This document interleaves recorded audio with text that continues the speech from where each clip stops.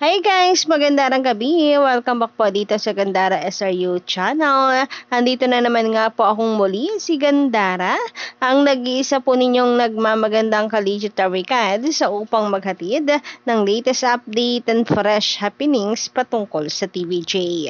Basta mga balita na may kinalaman sa Itbulaga, sagot na po natin yan. Ganun din po ang ilang chika sa loob at labas ng showbiz. Kaya naman kung hindi ka pa nakaka-subscribe, i-click mo na yung subscribe button at notification bell na nariyan sa ibaba. Magkatabi lamang po yan para maging updated po kayo at una sa mga nilalabas nating mga balita. Anyway, para nga po sa gabing ito, ang ating pong pag-uusapan ay may kinalaman nga po dito sa tila karma ng mga bashers ng Itbulaga. Kasi naman sa kanila po bumalik yung kanila pong mga sinasabi about po sa TVJ. Sa sobrang dami po nilang hanash at mga fake news na inilalabas, tila sa kanila po tumama ito.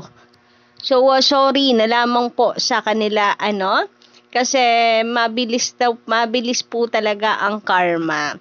Hinay-hinay din kasi tayo sa mga binibitawan natin salita kasi baka nga bumalik po sa atin. And ito nga po tila yung nangyayari po sa kanila ngayon. Habang ang Itbulaga na kanila pong hinihila pababa ay sa paangat lamang po ng paangat at tumatamasa lamang po ng blessings. So ano nga ba itong nangyari mga kadabrikads? So mamaya pag-uusapan po natin yan. But before that, shoutout po sa ating mga viewers ngayon na nakikinig sa ating channel and sa ating mga commenter kagaya po nitong napili natin ngayong araw or ngayong gabi. Miss Angelina Samia, kung nandito ka ngayon, shoutout po sa inyo dyan sa Amerika. Nako, grabe nga naman yon. Sabi niya dito, hindi nakakasawa ang Itbulaga. Maliit pa mga anak ko, nanonood na ako kahit nandito sa Amerika. Nako, thank you so much po Miss Angelina sa inyo pong walang sawang pagsuporta sa Itbulaga. Samantala, nais ko din pong magpasalamat sa mga netizens, mga legit tarikans na sobra pong na-appreciate ang beauty nitong si Miles Ocampo. Napakasimple nga po niya, lalo na kapag nandito po siya sa sugod bahay or sa barangay. Pero litaw na litaw po yung kanyang beauty, So sa mga nagbabody shaming po sa kanya, sorry na lang sa mga bashers dyan kasi ano man po ang maging po nitong si Miles, maging matabaman po siya, pumayat, napakaganda pa rin po, litaw na litaw yung kanyang ganda. Natural beauty kasi talaga. So, pag inget, piket na lamang po kayo. Sorry na lang. And speaking of Miles Ocampo, siya nga po yung nasa barangay kanina, parang nag-swap sila nitong si Mama Pao. Si Mama Pao po ang nasa Itbulaga studio kanina.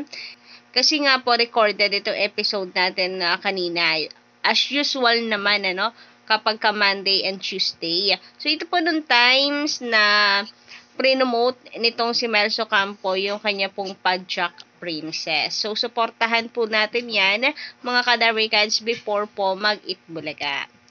Samantala, narito naman po ang komento na atin pong ilang viewers about po sa mga negatibong komento patungkol kay Amber or Queen Amber Torres na atin pong Child Star of the Year mula po kay Totoy Hapon. Magandang gabi, shout out sa iyo kung nanonood kami ngayon. Cute nga po ni Amber at Bibo. Nagsasabi naman po siya ng po at opo. Lagi po ako nanonood ng Itbulaga. Matuturuan din po yan. Makipag-cooperate sa mga bulaga or sa Itbulaga, may improvement din po yan. Huwag natin i-bash. Cute kaya niya sa Kabipo. So, bata pa po kasi yan. Huwag na po natin patulan. And sa halip, suportahan po natin. Kung kayo nakukulangan pa sa kanyang talent, don't worry. Mag-i-improve pa po yan. Knowing na Itbulaga po ang humahawak sa kanya. Hindi ba? Si Maine Mendoza nga na wala pong katalent-talent sa kanya pong palagay. Nung tinanong siya ng talent po, wala daw. daw, pagpapangit lang. Pero tingnan nyo naman ngayon, napaka-gifted po pala sa talento. O, diba? So, wala pong imposible, napakabata pa naman po nitong si Amber. So, yun lang yung atin pong masisay. Samantala, ang mga executives naman po ng Yakult na bago pong ini-endorso at bago pong sponsor ng Itbulaga ay nasa studio kanina ng Itbulaga. So, nakasama po natin sila kanina.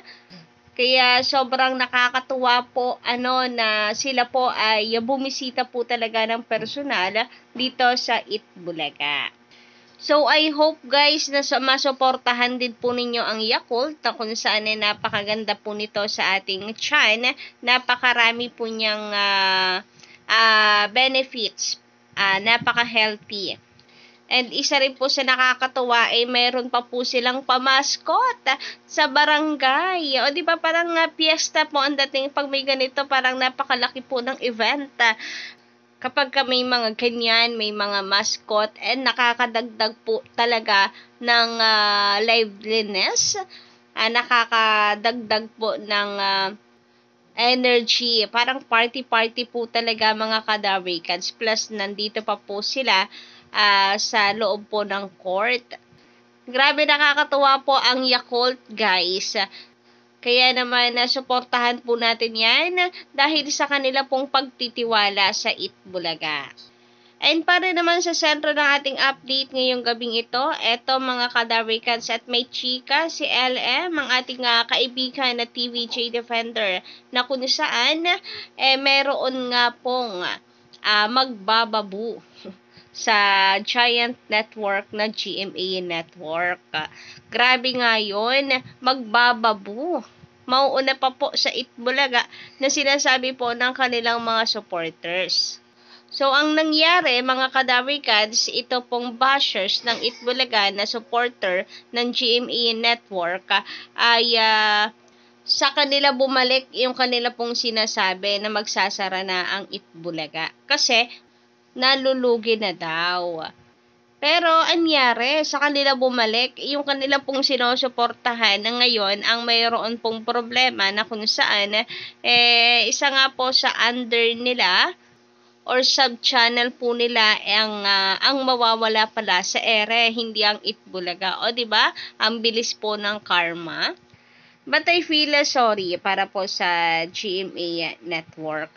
Sa sobra po katoksikan kasi ng kanilang supporter, ayan, sa halip po na maasar nila ang mga TVJ fans, ang mga Itbulaga supporter, ay tila sa kanila naman bumalik at sila pa po tuloy itong nawalan. Sabi nga po dito, just in, tila sunod-sunod na ang kamalasan ng Giant Network. Ang pinaka-latest nga sa isang digital free TV channel na leading brand ng network na mawawala na sa ere bago magwakas ang Setyembre. Nauuna pa silang magwawakas o sa mismong araw ng anibersaryo ng nasabing channel. 4 na taon tumagal ang channel na ito kung saan dito napapanood ang mga concerts, music videos, K-dramas, reality shows at iba pang Asian at foreign contents. Tila nagsawa na rin siguro ang mga K-pop fans kakaabang ng mga idols nila. Mas madali daw kasi mapapanood sa online, or mas madali daw kasi mapanood sa online, at nasasapawan na din kasi ng P-pop. Very obvious naman kung anong channel to, sapagkat kalat na to sa lahat ng media platforms. Akala ko ba malakas reach nyo? Pahabol naman itong si LM Entertainment. At sa mga naguguluhan naman, ano po yun? Ito po ang Hailey Pop. Well, hindi ako familiar since hindi naman po ako mahilig sa K-pop. Kaya marahil na magsasarap po ito.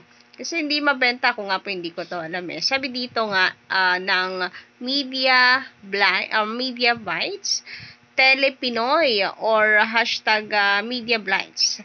Breaking, after 4 years on air, GMA Network's DTT sub-channel Halifap is formally ending its DTT broadcast on September 20. GMA Network and its partner Jungo TV has yet to release the statement on its decision. So, ayan po ang pinaka-latest news. So, yun lang po muna ang ating update sa gabi ito. Don't forget to click the subscribe button and notification bell para po sa iba pang mga balita.